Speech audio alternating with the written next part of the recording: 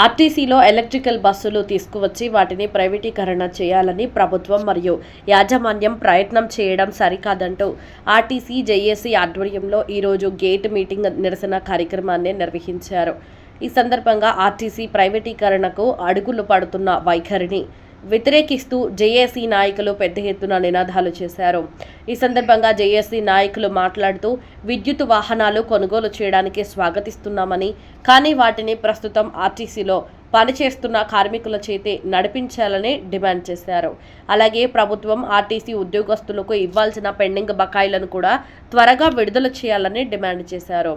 ఈ నిరసన కార్యక్రమంలో ఏపీఎస్ఆర్టీసీ జేఏసీ నాయకులు, employees union state secretary K Balaji, NMU depot secretary J Murthy, president A Vasu, employees union depot secretary KS Rao, TNTUC depot secretary AY Babu, president AVG Krishna, employees union president MV Ramana, garage CCS delegate Subrahmanyam తదితరులు పాల్గొన్నారు. Balaji, APSRTC ఐక్య ఉద్యమాల్లో నేను ఒక పాత్రదారుని. అయితే ఈరోజు ఈ ధర్నా కార్యక్రమం ఎందుకు నిర్వహిస్తున్నామంటే, ఆర్టీసీలో ఎన్నో సంవత్సరాల నుంచి ఆర్టీసీ కార్మికులతోనే బస్సులన్నీ కూడా నడుస్తున్నాయి. ఇవాళ ఎలక్ట్రికల్ బస్సులు తీసుకొచ్చి ఆర్టీసీని దశల వారీగా ప్రైవేటీకరణ చేయాలనే ఉద్దేశంతో ఇవాళకి ఇప్పుడు ప్రజెంట్గా 3 డిపోలని మూసేస్తాం జరిగింది. 1 విద్యాధరపురం, 2 గుంటూరు 2, 3 మంగళం. ఈ 3 డిపోల్లో ఉన్నటువంటి కార్మికులందరినీ కూడా అవతల డిపోలకి సర్దుతం జరుగుతుంది. ఎలక్ట్రికల్ బస్సుల వలన ఆర్టీసీ కార్మికులకు ఏంటి నష్టమని మేనేజ్మెంట్, గవర్నమెంట్ అడుగుతుంది. ఇవాళ ప్రజెంట్గా ఆర్టీసీకి ఎలక్ట్రికల్ బస్సులు వచ్చిన తర్వాత ఆర్టీసీలో ఉన్నటువంటి కార్మికులందరినీ కూడా పక్క డిపోలు సర్దుతున్నారు. తర్వాత ఆర్టీసీలో ఒక్కొక్క బస్సు రిటైర్డ్ అయిన తర్వాత, స్క్రాప్ అయిపోయిన తర్వాత వాటి ప్లేస్లో వచ్చే ఎలక్ట్రికల్ బస్సుల్లో ఆర్టీసీ కార్మికులు ఎవరు ఉండరు. అది దశల వారీగా 30వ సంవత్సరం వచ్చేటప్పటికి ఆర్టీసీలో ఒక్క డీజిల్ బస్సు కూడా ఉండదు. అంటే ఆర్టీసీ కార్మికులు ఎవరు కూడా ఆర్టీసీలో పనిచేయకుండా వాళ్ళంతటా వాళ్ళు సెలవులు పెట్టుకుని వెళ్ళిపోతున్నాం. వాళ్ళంతటా నిర్విరామం చేసేసి ఆర్టీసీని కార్మికులందరూ కూడా ఎవరి దారిని పక్కదారిని పట్టించేసి వెళ్ళిపోతారు కోసం గవర్నమెంటు ప్లస్ మేనేజ్మెంట్ కూడా చేస్తుంది. ఆర్టీసీలో ఎలక్ట్రికల్ బస్సులు ప్రవేశపెడతానికి మాకు ఏ విధమైనటువంటి అభ్యంతరం లేదు. కానీ ఆ ఎలక్ట్రికల్ బస్సులు ఆర్టీసీ కార్మికులతోనే నియమించాలనేది మాత్రం ఏపీఎస్ఆర్టీసీ జేఏసీ కమిటీగా మేము చెబుతున్నాం. అలాగే ఆర్టీసీలో ఈ రోజుకి 4 డిఏలు ఇవ్వాలి. రేపు వచ్చే నెలతో 5 డిఏలు ఇవ్వాల్సి ఉంది. ఆ డిఏలు ఇంతవరకు 1 డిఏ కూడా ఇవ్వలేదు. అలాగే 4 ఎన్కాష్మెంట్లు ఇవ్వాలి. ఆ ఎన్కాష్మెంట్లు కూడా ఇంతవరకు ఇవ్వలేదు. గత ప్రభుత్వంలో పిఆర్సీ కమిటీ వేసింది. ఆ పిఆర్సీ కమిటీ ఎప్పుడైతే ఈ గవర్నమెంట్ వచ్చిందో, ఈ గవర్నమెంట్ రాగానే ఆ పిఆర్సీ కమిటీ క్యాన్సిల్ అయిపోయింది. ఇవాళ వరకు కూడా 2 సంవత్సరాలు పిఆర్సీ కమిటీని వేయలేదు. అలాగే ఇంటీరియల్ రిలీఫ్ అనే ఇచ్చేవాళ్ళు, అది కూడా ఇవ్వలేదు.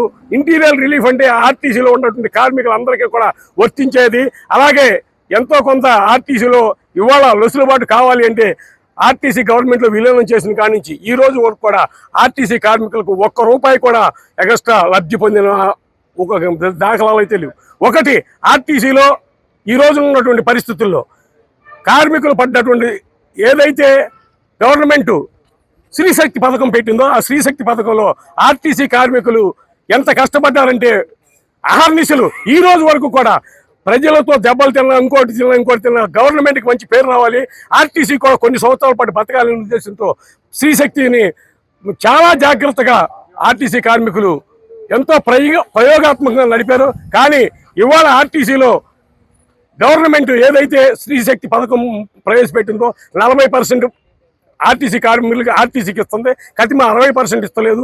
60% అయినా ఇస్తే ఆర్టీసీ మేమే బస్సులు కొనుక్కుని ఆర్టీసీని దిగ్విజయంగా తిప్పగలిగే కెపాసిటీ ఆర్టీసీకి ఉంది. ఎందుకంటే 16 బస్సులతో 22 మంది జనాభాతో నడిపిన ఆర్టీసీని ఇవాళ లక్షల జనాభాని చేరవేస్తూ ఇవాళ 40% ఉన్నటువంటి ఆర్టీసీని ఇవాళ శ్రీశక్తి వచ్చిందట 90%, 100, 120 మందిని కూడా ఎక్కించి ఆర్టీసీ కార్మికులు శ్రమ పడుతున్నాడు. ఏదైతే గవర్నమెంటు ప్రజలు ఎవరికైతే ఇస్తుందో వాళ్ళన్నీ కూడా మాకే ఇస్తే మేమే ఆర్టీసీని దిగ్విజయంగా నడుపుకోవడానికి ఆ శక్తి ఆర్టీసీ కార్మికులు, ఆర్టీసీ యూనియన్స్ ఉందే అనేది మాత్రం నగ్న సత్యం. ఎందుకంటే దీనికి ఉదాహరణకి అనేక సందర్భాల్లో మేము చెప్పాం, ఆర్టీసీ మేనేజ్మెంట్కి కానీ గవర్నమెంట్కి కానీ ఇవాళ కూడా లెటర్లు ఇచ్చాం. ఆర్టీసీలో ఈ రోజు ఉన్నటువంటి పరిస్థితులు ఎలా ఉన్నాయి, ఏది చెప్పినా ఇదిగో చేస్తాం అదిగో చేస్తాం.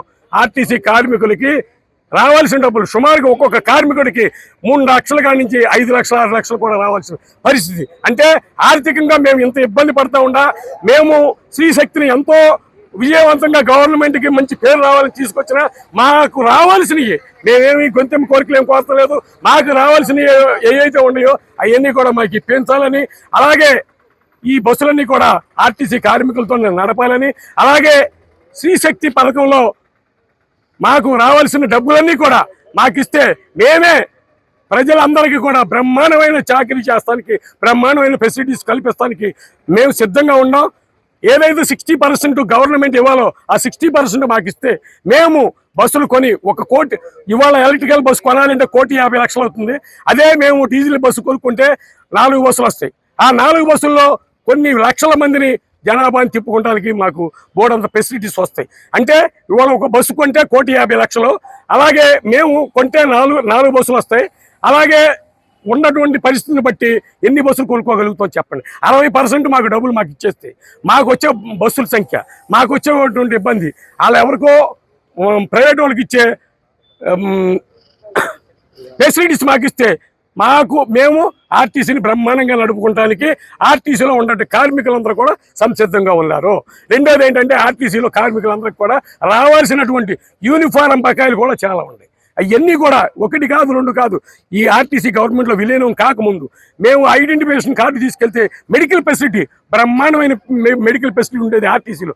ఇవాళ మెడికల్ కార్డు తీసుకెళ్తే మాకు ఇచ్చినటువంటి ఈహెచ్ఎస్ కార్డు తీసుకెళ్తే ఏ గవర్నమెంట్ హాస్పిటల్ కాదు, ఏ హాస్పిటల్ కూడా మమ్మల్ని చూస్తలేదు. ఆ గవర్నమెంట్ మాత్రం ఏ కార్డు ఇచ్చాం కదా దానితో చూపించుకోమంటుంది. మాకు ఆర్టీసీలో మేము 24/7, ఎందుకంటే పగలో రాత్రి అనుకోండి ఉద్యోగం చేసేవాళ్ళు.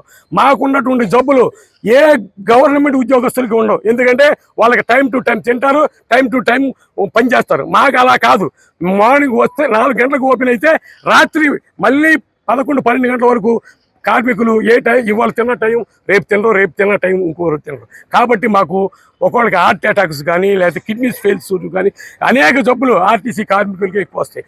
సాలీన ఆర్టీసీ కార్మికుడు రోజుకు ఒకడు చనిపోతున్నాడు ఈ ఆర్టీసీ గవర్నమెంట్లో విలీనం అయిన దగ్గర. దాని మీద కూడా సరైనటువంటి న్యాయం చేయకపోతే మేము ఇంకా ఇన్ని సంవత్సరాలు ఆర్టీసీలో పనిచేసి మాకు మెడికల్ ఫెసిలిటీ కూడా సరిగ్గా ఇవ్వకపోతే మా పరిస్థితి ఏంటో ఒక్కసారి గమనించాలి. దీని ద్వారా గవర్నమెంట్ని మేమేదో చెడ్డ చేయాలనో గవర్నమెంట్ వ్యతిరేకతతోనే కాదు, మాకు రావాల్సినటువంటి ఫెసిలిటీస్ మాకు ఇచ్చి మాతో పనిచేయించుకోమని మేమైతే చెప్తున్నాం. ఇది ఏపీఎస్ఆర్టీసీ జాయింట్ యాక్షన్ కమిటీగా నేను మాట్లాడాను, బాలాజీ నేను మాట్లాడాను. తర్వాత మా రాష్ట్ర కమిటీ జేఏసీ పిలుపు మేరకు ఈరోజు రేపు అన్ని డిపోల గేట్ల వద్ద కూడా ఉదయం 4 గంటల నుంచే ఎర్ర బ్యాడ్జీలు పెట్టి నిరసన తెలియజేస్తూ ఉదయం 12 గంటలకి గేట్ మీటింగ్లు పెట్టడం జరిగింది.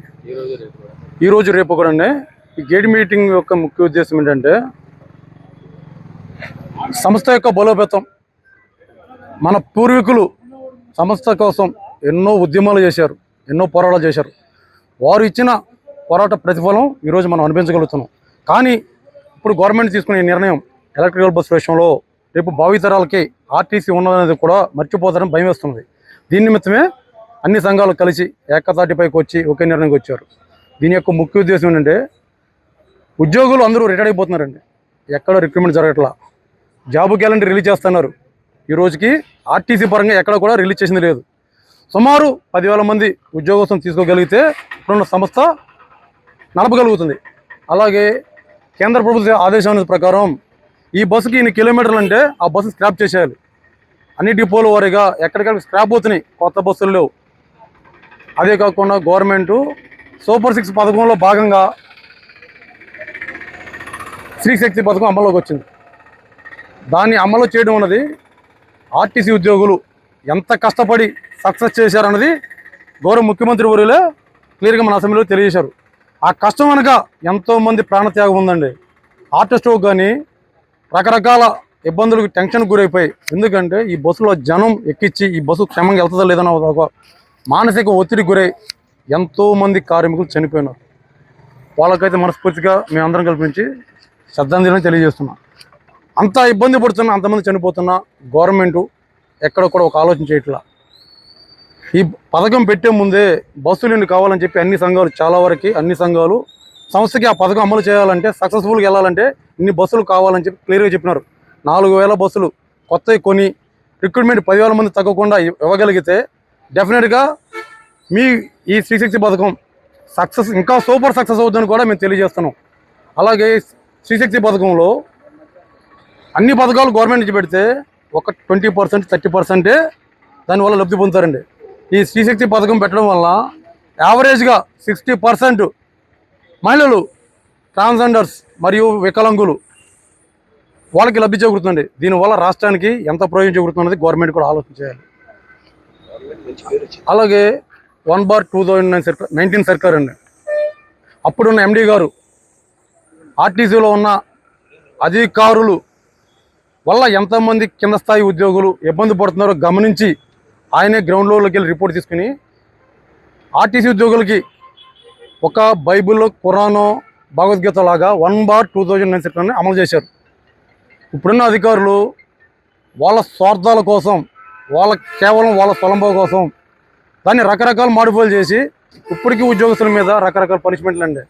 ప్రభుత్వం విలీనం తర్వాత ప్రభుత్వ ఉద్యోగులకి ఏ రకమైన ఫెసిలిటీస్ ఉన్నాయో అవి ఇవ్వకుండా ఉద్యోగస్తుల్ని గొంతు పట్టి పిసికే రకంగా ఆ సర్కులను అమలు చేస్తున్నారు. దాన్ని పునరాలోచన చేసి పాత పద్ధతిలో 1/2009 సర్కుల్ని అమలు చేయాలని చెప్పి మనస్ఫూర్తిగా కోరుకుంటున్నాం. అలాగే ఆర్టీసీలో ఉండగా ఉద్యోగి వైద్యం చేయించుకోవాలంటే ఐడెంటిటీ కార్డు తీసుకెళ్తే ఏ కార్పొరేట్ హాస్పిటల్లో జాయిన్ చేసుకునేవాళ్ళు.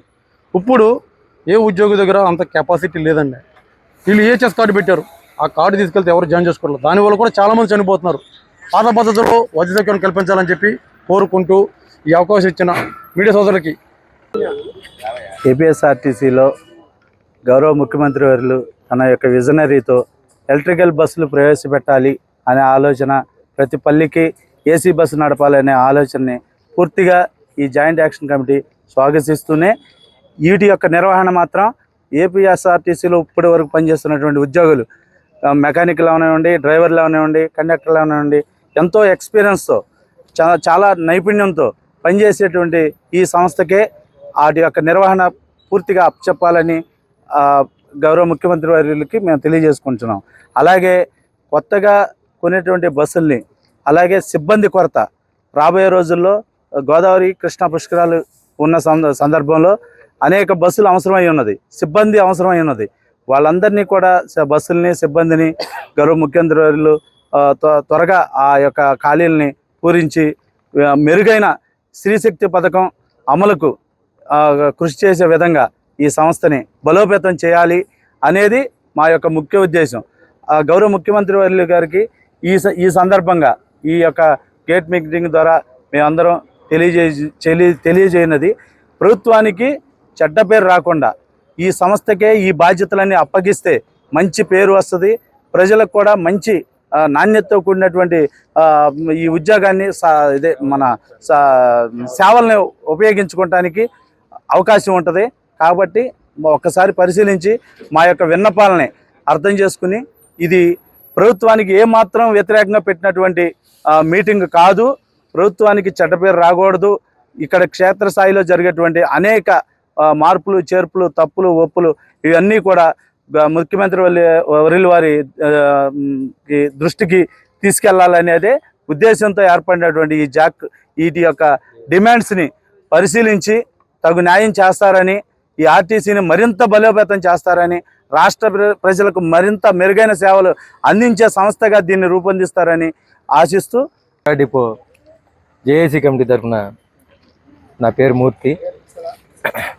రాష్ట్ర కమిటీ పిలుపు మేరకు జేఏసీ కమిటీ వేశారు. అలాగే డిపో వైడ్ కూడా జేఏసీలా కలిసి అందరం కూడా జేఏసీ అందరం కలుపుకుని, అన్ని యూనియన్లు కూడా కలుపుకుని జేఏసీ ఏర్పాటు చేసి, ఏంటంటే ముందు ముఖ్యమైన విషయం ఏంటంటే విద్యుత్ బస్సులు ప్రైవేట్ కన్నా వాళ్ళకి ఇష్టం కన్నా గవర్నమెంట్ కొని గవర్నమెంట్తోనే ఉన్న వర్కర్లతో నడిపించుకుంటే అటు ప్రజలకి అటు ఉద్యోగస్తులకి అందరికీ కూడా మంచి న్యాయం చేసినట్టుగా రాష్ట్ర కమిటీకి కూడా మంచి పేరు వస్తుంది, ప్రభుత్వానికి కూడా.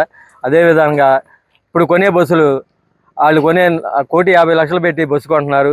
దాంట్లో పట్టేది కేవలం 30 మందే. అదే మాకు 1,50,00,000 మాకు ఇస్తే 4 బస్సులు ఇస్తే ఒక్కో బస్సులో 55 మంది 60 మంది ఎక్కే బస్సులు కొనవచ్చు. ఆ విధంగా స్త్రీశక్తి పథకం పెట్టినాక అన్ని బస్సులు కొనటానికి 35 సీటింగ్ కొన్న లాభం ఉండదు. అదే గవర్నమెంట్ నడిపిస్తే అటు ప్రభుత్వానికి అటు ఉద్యోగస్తులందరికీ కూడా న్యాయం జరుగుతుందని గుడివాడ డిపో తరఫున తెలియజేసుకుంటూ సెలవు.